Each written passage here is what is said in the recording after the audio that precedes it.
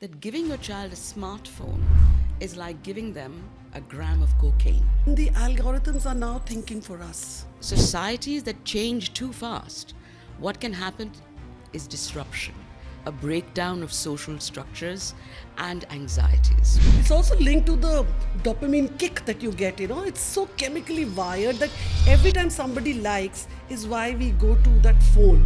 So how beautifully and insidiously they've got us.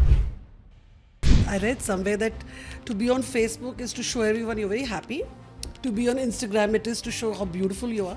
And to be on Twitter or X is to show people how intelligent you are.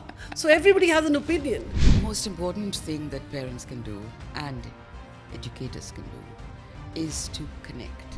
But what do you mean by this whole idea of a changing world, both for parents and children, in terms of commercialization, consumerism, and of course the digital world? Is it impacting a child's growth? Psychologically, emotionally, yes, even biologically to a certain extent.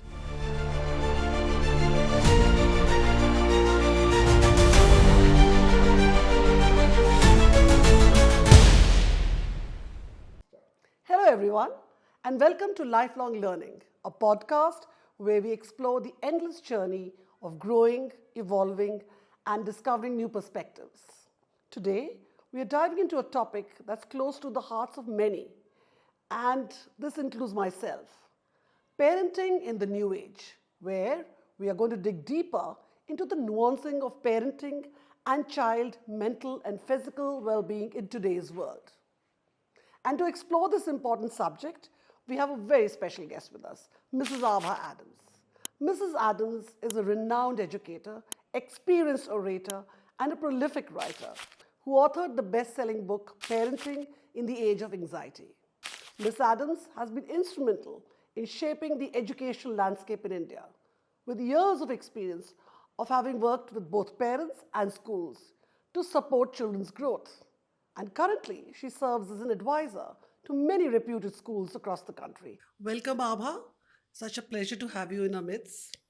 I was reading your book, Parenting in the Age of Anxiety. I mean, it's a bestseller, and it really does take a deep look into, what really troubles parents and children. And you refer to a changing world. So, Abha, what do you mean by this whole idea of a changing world, both for parents and children? A good starting point. Thank you, Geeta. The world has changed considerably, more so in the last 10 years than in the earlier 2 decades. Alvin Toffler, way back in the 1970s, and it has been a long time, but there have been iterations of the book, wrote a book called Future Shock, in which he says that societies that change too fast, what can happen is disruption, a breakdown of social structures and anxieties. If we look at the last 20 years in our country, change has been driven by three major drivers. One is consumerism. The second is commercialization of every aspect of our lives. And the third is digitalization of every aspect of our lives. And with your permission, I'll talk a little bit about how each of these three. I had a question, Abha. Yeah. When you talk about these three aspects, is it particular to a particular region or a certain cultural context, or is it different for different regions or, civilizations at different part of the life in terms of society? I think it's the same across geographically in terms of globally. But I think that the speed at which the change is happening is different from society to society. Yeah. I think it cuts across, in our country, it cuts across all demographics. Certain parts of our country have experienced much more accelerated change than others. Yeah. But to take a look at consumerism, how many brands of toothpaste did you have when you were growing up, which you had to select from? One, maybe two, right? But now there are a gazillion. I'm not even going to name how many. There are so many new enticing products. And the mantra is shop till you drop. People are in such a rush to buy more and more new things. Earlier, you had a fridge, a refrigerator, and you thought it was for life. Now you change cars as quickly as you are able to, just as you change clothes or handbags. This kind of consumerism means that there is an urgency for people to buy, and marketing companies are so clever. They are making $1 million out of targeting consumers, and consumers are now being targeted at lower and lower ages. Our children are being targeted. And when that happens, I think that we should sit up and take note, because what does it do? It brings about a certain hunger, a desire, an expectation. I want. And when children want, parents find it hard to say no. We would all like to make our children happy. Yeah. Right? We all want to be liked by our children, which is another topic of conversation. Yeah. But it means that there is this money becomes the value that Yeah. drives us all. And the second piece that I find has really changed us and made us think and act differently is the commercialization of our lives. Every part of our life, let's take children, every part of our life has now become an industry. So even before the baby is born, you have got portals, you have got apps, you have got advice coming at parents from different sides to say, this is what you ought to do, etc., etc. So from the time that you conceive, you are being told what to do by experts. You then have the baby and you're being told what you need for the baby. So there's a huge baby boom, and the baby boom industry is about what do you need. Earlier, people would buy a basin, a brush maybe, And probably handed down from generations. generation to generation. Old, soft muslin diapers. That's right. Now, nothing short of, and I won't use the marketing, the company brand, but nothing short of the best diapers, which are so bad for the planet because you don't wash them and you chuck them and they end up in a landfill somewhere. Other than diapers, a friend of mine was telling me that when she had a baby, she was asked by, oh, you have to have jhapas now. What is it, japa? A jhapa is what they call a doula, right? Somebody who knows how to help you bring up the baby. The doula, yeah. The doula, right? Yeah. So you have to have a jhapa, and then you have to have this nurse came in and she said, I'm your jhapa doula nurse. Where is your changing station? So they said, what is a changing station? They said, you need a changing station where the baby can be changed. And so the wife told the husband, run off and go and get the changing station. He said, we'll change the baby on the bed. It worked for us then. It worked for you, worked for me. It'll work for our child. Even this whole idea of the baby shower is so alien Completely. to our culture. Completely. I mean, socially also we've got into, it's also, intertwined. Yeah. And when you were talking about commercialization, if you look at even social media, you'll be watching a video, and this is something which has just happened 2 years back. Suddenly it'll stop, wait for the ad break. Yeah. Yeah. And the algorithms are now thinking for us. Of course, because we've handed that responsibility over to the tech companies, wherever they may be based in the world. We have handed over our decision making. Yeah. We have handed over our sense of self. The commercialization goes so deep, Geeta, that, the advice is coming to young mothers on apps on how to lose pregnancy fat, how to bring up your baby. So in a sense, it links in with, you're handing responsibility over of decision making. You are governed by what advice comes to you from social media, either in communities or in marketing onslaughts. I was reading in your book, it was about the memo, what your grandmother got as a memo, what you got as a memo, and what the mothers today are getting in terms of a memo of how to bring up a baby. And we're talking about it because it starts from there.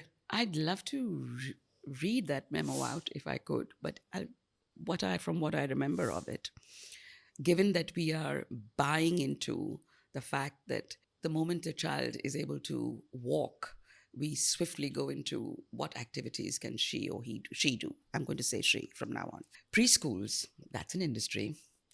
Preparing for preschools, that's an industry. Going to the big school, That's an industry. And then after that, the whole cycle, all the time, you are running like a hamster on a wheel to keep up. Can you imagine the kind of stress that creates?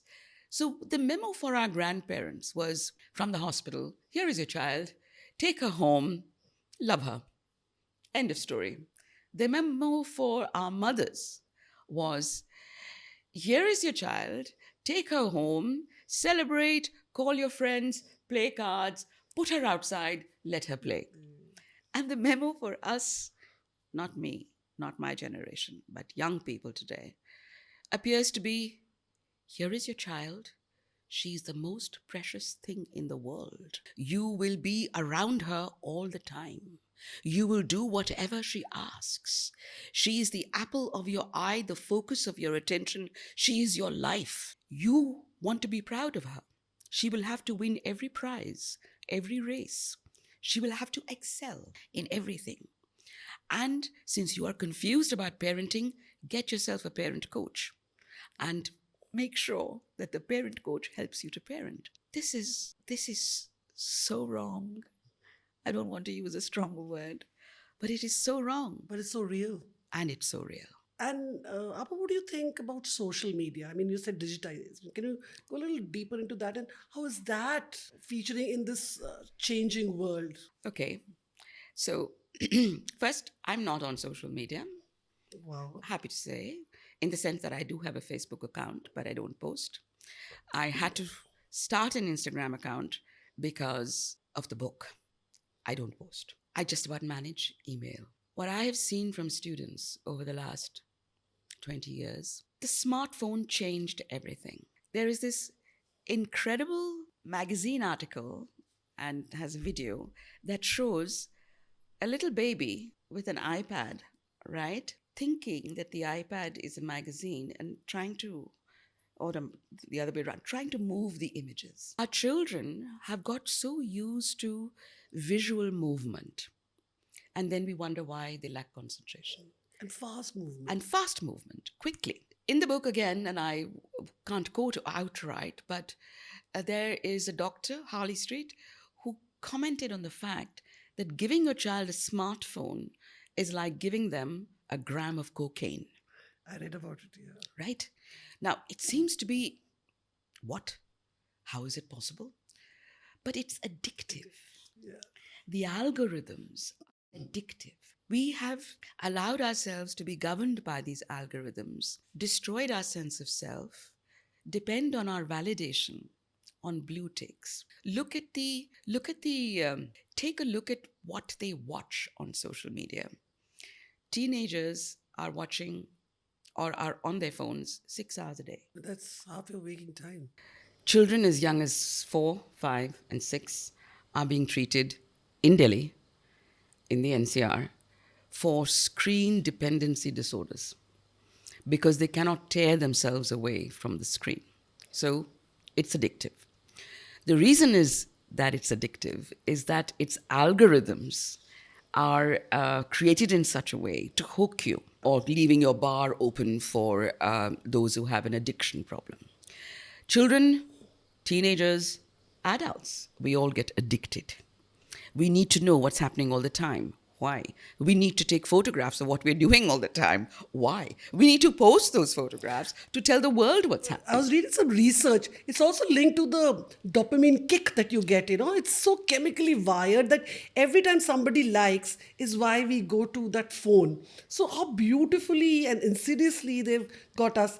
I remember my brother saying that, we are called users. Yes. And there's only one other area where you are a user is when you're having drugs.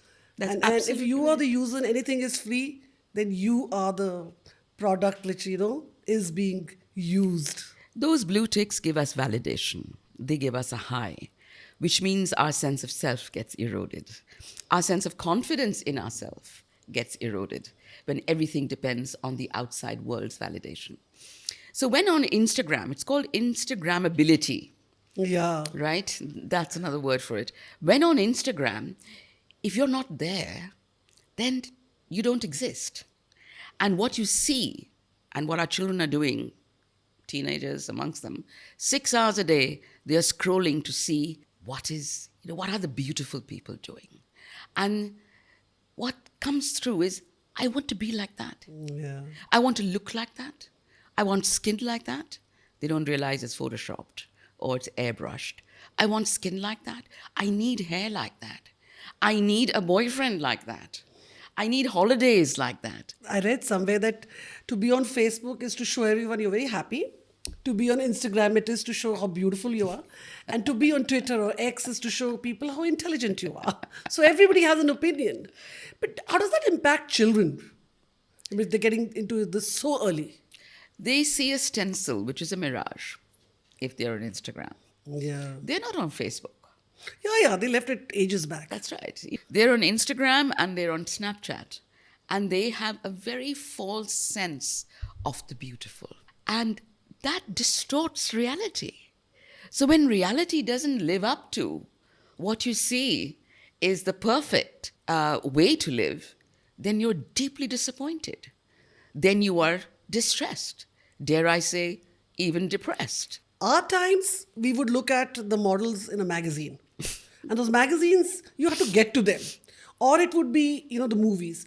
But here, it's in your life. It's right next to your bed. It's in your room. So it's constant. It's at the touch of a button. Yeah. There's instant gratification for our children in every walk of life. You want something, you simply buy it online. It gets delivered. You don't even have to meet another person in a shop and choose. You choose it by yourself, solitary confinement. You order, it comes, there's no connect. So what the phones and social media is doing is that whilst it might look as if we're connecting with the outside, we're actually more disconnected than ever. And we feel much, much more alone than ever. Humanity is looking down. What really gets to me, Geeta, is when babies are given, in their prams, are given phones. And you see them in their prams. You go to a park, and what you see is Everybody. on their phones, 6-month-olds on their phones, or what has been given to them. That is just so unacceptable. Many young children don't eat unless something isn't placed in front of them. I've heard parents say that. Right? So where does it And they're stop? quite okay about it. That bacha khata hi nahi. So here is your iPad and your phone. But in terms of, commercialization, consumerism, and of course, the digital world, is it impacting a child's growth? Psychologically, emotionally, yes. Even biologically to a certain extent? Very badly. There is detailed research which has coined a term called advancing adolescence. Yeah. And a marketing company called Mintel in 2019 coined another acronym called KGOYF. Sounds like a Hindi movie title. Very catchy. I know, and I can't think of the movie you're talking about, but something a bit like Dulhania Leke Chale Jayenge. No, Kabhi Khushi Kabhi Gum. That's Many right. Many KK That's movies. right. So KK tell us about movies. KGF. But this is about kids growing older, younger, faster. We see that puberty, the age of puberty, which was 12, then became 10, is presently at 8.5. Yeah, I experience it too in terms of my friends talking and, they having daughters.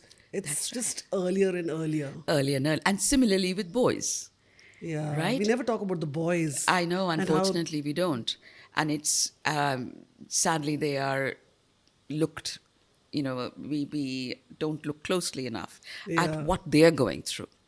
But the pressures on the boys are just the same. When you think of a young child at 8 who, in terms of her body, suddenly changes one day, but her emotions haven't caught up with that. If you see the film Inside Out 2, Yeah.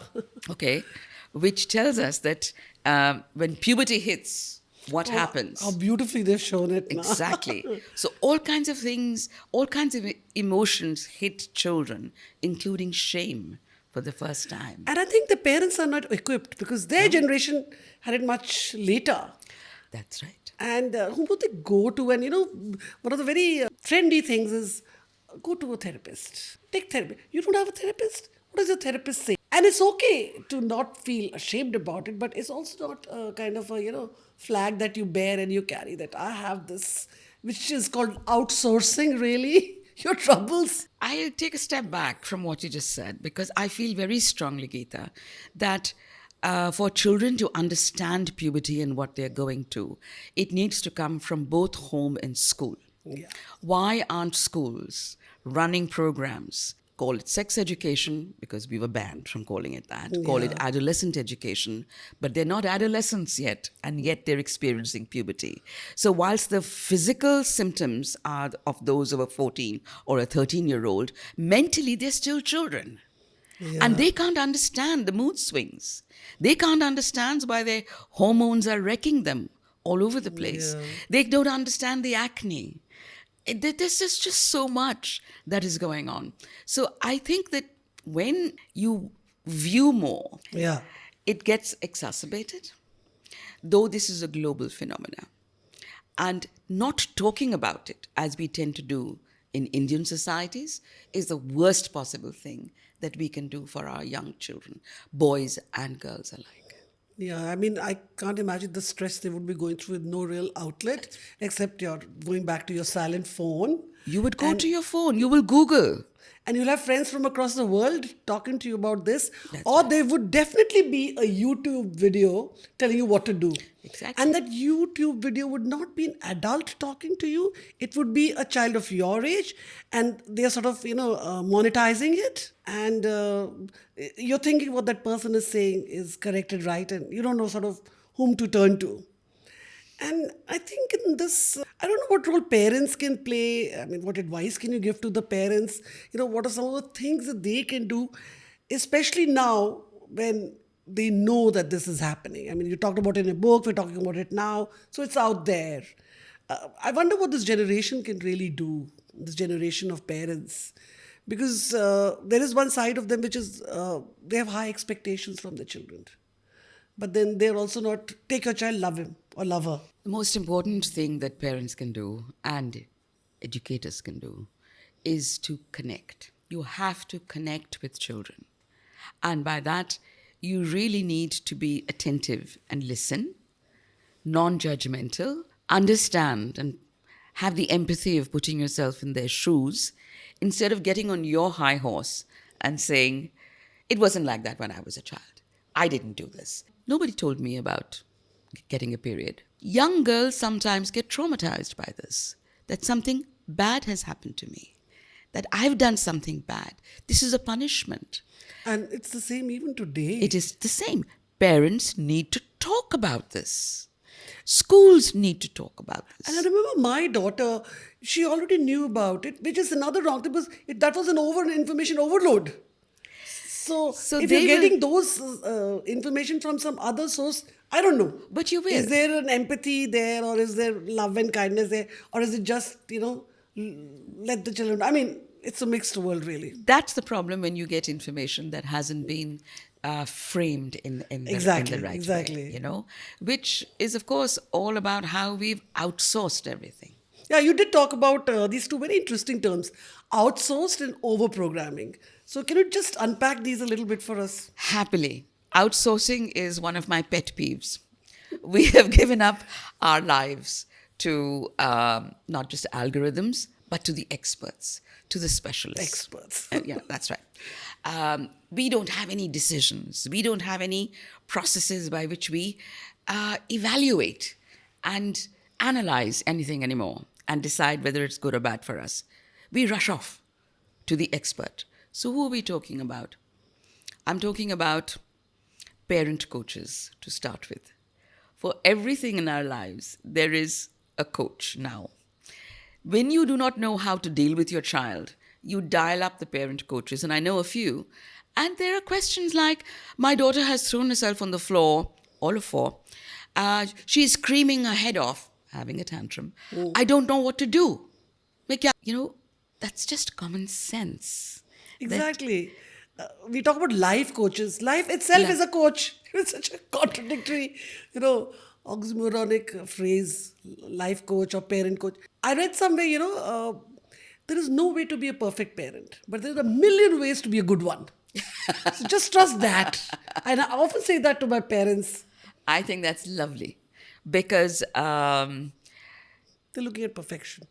the aspirations and the whole business of wanting to achieve and chasing perfection. Look, I wanted to be the perfect mother. I beat myself over it for several years. It's only much later on in I realized you cannot be. I know. You cannot be the perfect anything because we are human and we are not perfect. We just have to learn to be kind to ourselves and forgive ourselves. But in chasing perfection, we have become neurotic in every aspect of our lives. And I think it's not so much about looking for perfection in the child.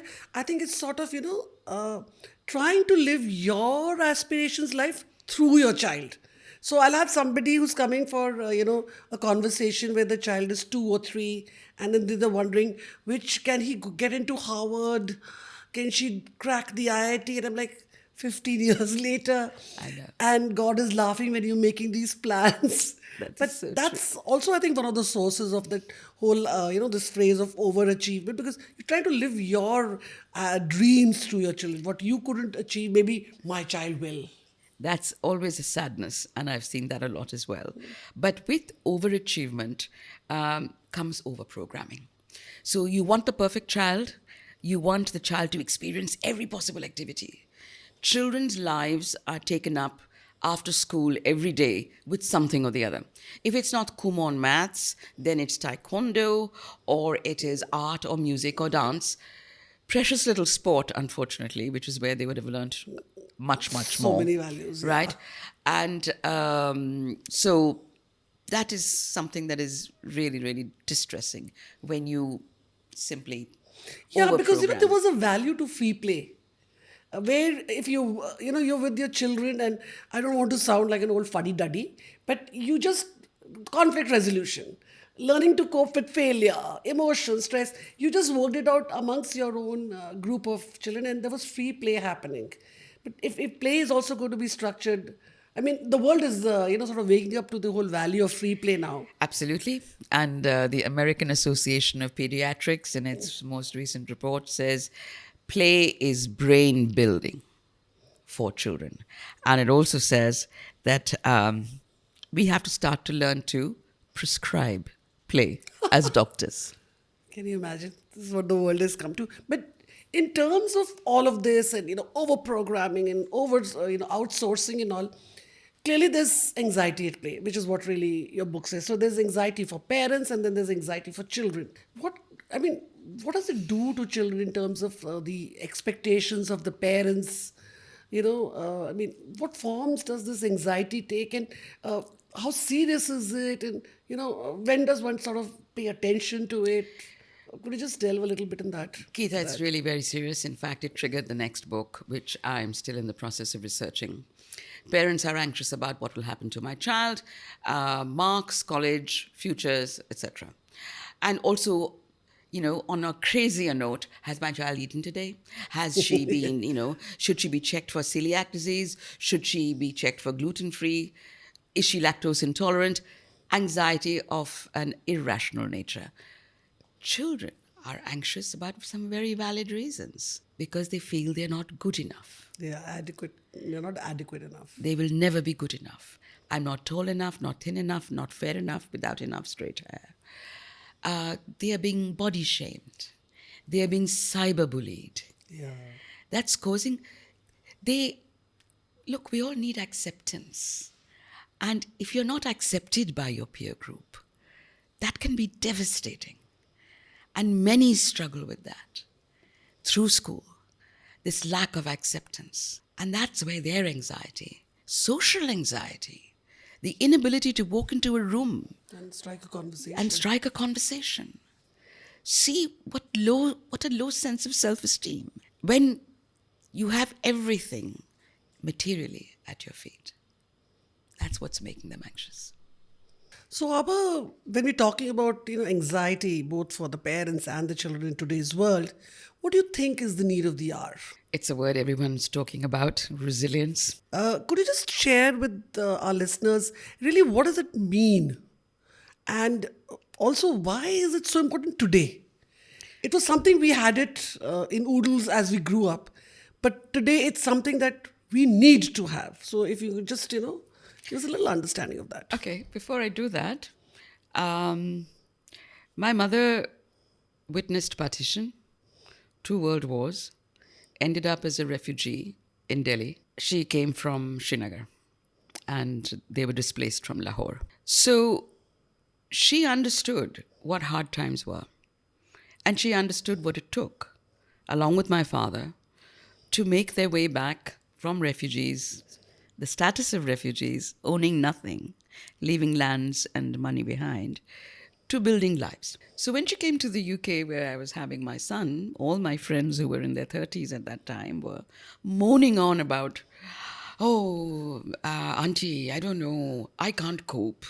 Yeah. Do you mind me breaking out into Punjabi? No, go ahead. So she asked me one evening, she said, Abha, can't cope ki hunda hai? So I said, can't cope, ma, means when that's what it means, that they just can't deal with something. Yeah. They said, why? How precious life is, and don't they understand what a gift it is? So I believe that if we as parents want to make our children resilient and happy, what we have to look at is giving them that kind of security that they are loved unconditionally. I think that's the key, Abha, because when you talk of a mother, I get it. I mean, that was the toughest generation we know of, and we really can't match. But even when we were growing up, it was not something which, said, oh, this is what we need to nurture in the child. Life just teaches you resilience. And I don't know about today's generation. I mean, go ahead, what you were saying about... Life teaches you if you are allowed to live that life without the interference of the elder or the adult, and loved at the same time. We know that with parenting today and raising children, you're either present and hovering all the time, or you are absent. I know. And you have, nobody there other than ranks of chauffeurs and house helps and nannies and governesses that have been trained in Darjeeling to speak in English and go to PTMs. I'm very curious because when you said that a child needs to know he is loved, in the case of an overprotective parent, is the child feeling extra loved? No. In the case of an overprotective parent, the child isn't being allowed to grow. The growth mindset that we talk about. Yeah. Because the child isn't being allowed to fail. Because you cushion everything. You do not let the child feel any pain. Children have to feel the pain. You can't protect them from pain, from falling down and hurting themselves, from having a broken relationship, worse, a divorce, from loss. They will lose grandparents. They will lose you as parents. They will lose pets. And the effect that COVID had on young teens at that time who couldn't take the devastation of death. So this growth mindset, which tells you, you try, you fall, you pick yourself up again, which gives them that inner voice. So how do you nourish that? You nourish that not only with the love, but you nourish that with gratitude in your home. Words of appreciation. I also think, I always say this, and it's something I truly believe in, the power of no. Yes. What you talked about, over gratification, instant gratification, the fact that the parents want to give the children everything, so they are not saying no. So resilience is not, sort of being nurtured or built because they're just not saying, no, we will not do this or this much and no more, or no further. I think you talk about it in your book as well. So it's called boundaries, right? Exactly, boundaries, yeah. Yeah, where you say, this is the line. You don't cross this line. And that was my son's going to hate this because I keep bringing him up. But that was my tactic with my son, who was, in my opinion, impossible at 14 to get through to. I know. But I kept trying. I kept trying. And I didn't close the channels of communication. But what I did say was that if you cross the line of respect, if you disrespect me, then I am going to freeze you out. Then you have to come back to me and apologize. Yeah. My daughter, who's around 30, she is now, at 14, 15, they go away and then they come back. You know that. She was telling me, she says, I'm the closest to you and she's an only child and all of that. She says, but there is a certain fear of respect that I have. And thank God I have that. She says, I feel completely loved, but if I'm in my room and I hear your footsteps, I'll say, that's mom. Yeah. I think she summed it up very beautifully. That's a protection, isn't it? Yeah. And the children know that that's my security. If you're unpredictable, if you're volatile, if you're absent as a parent, The absent, and if there is discord, nothing throws a child more than having adults scream at each other. And if there's discord, then you never feel safe. You have to feel safe. We all need to feel safe.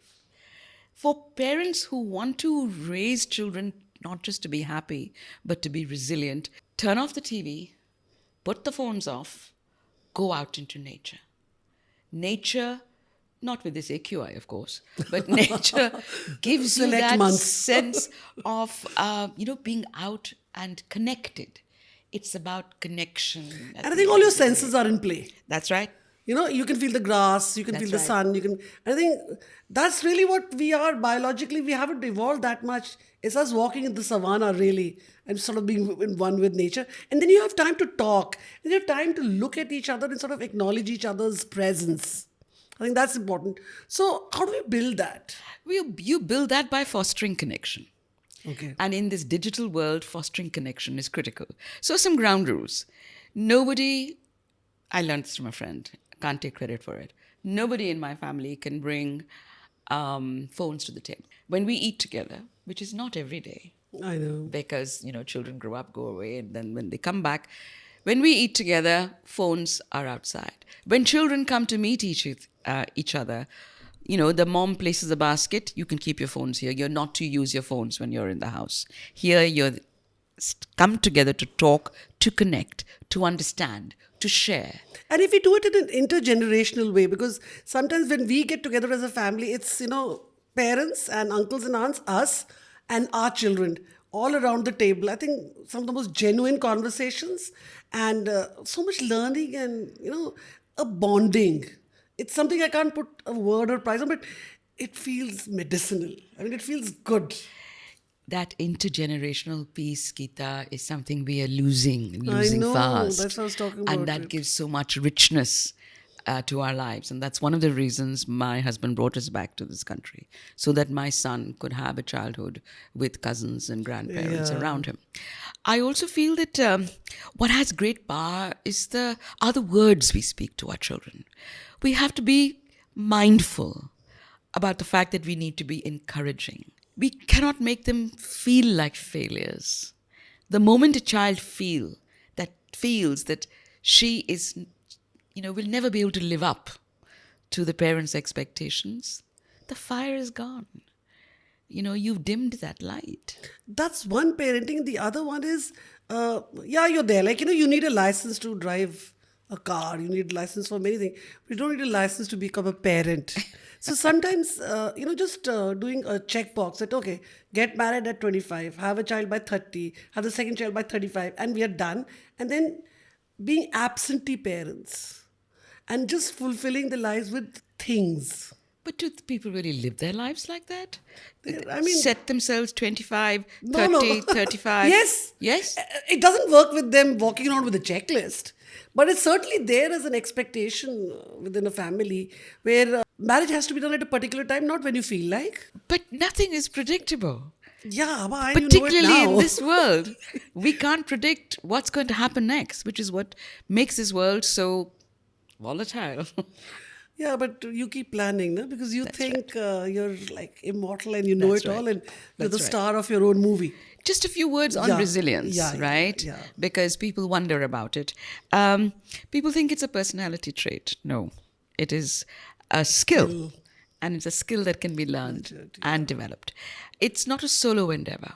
Being resilient doesn't mean you don't ask for help. You seek help, you ask for help. And that is so very, very important I to be able agree. to reach out. It means bouncing back, yes, but it also means that, there are going to be times when you don't bounce back. Every time you can't be resilient. It's like being on a spectrum. Yeah. So there'll be ebbs And and flows. flows. But yes, resilience in this day and age, perseverance is what we need. And hopefully we can build for that. Thank you so much, Abha, because I think moving from we talking about anxiety and over programming our children and the expectations that we have, and there is an external world when we talk about the digital world. It's there. We've got to learn to cope with it and stay and love our children unconditionally and, of course, nurture resilience. So, thank you for these wonderful takeaways. And to our listeners, I hope this is something that you will take to heart and understand the power of no, unconditional love, stay connected, go take a walk in the nature when the pollution levels are down, and all of that, and really make adults who can cope with an unpredictable world. That's what we are here to do for our children. And parents, please be less anxious. We have enough to be worried about. So, Abba, thank you. This was so insightful. And those wonderful anecdotes, which really made this world of, an unpredictable world really come alive. Thank you so much. My pleasure. Thank you.